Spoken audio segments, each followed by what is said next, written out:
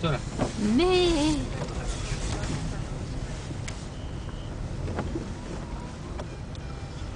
Στα 1350 λοιπόν μέτρα πάνω από το Μέτσοβο. Πυκνή χιονόπτωση, ο δρόμος πάει να κλείσει.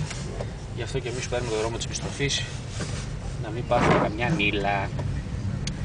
Ωραία. Είμαστε στην παλιά εθνική οδό Θεσσαλονίκης Ιωαννίνων, μετά την Κατάρα, μετά το προφητηλία Μετσόβου. Πριν το προφητηλία. Μετά που φεύγουμε από το προφητηλία. Ναι, μην την ακούτε.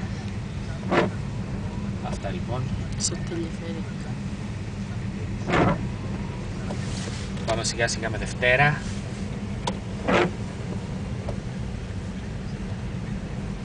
Πυκνή χιονόπτωση.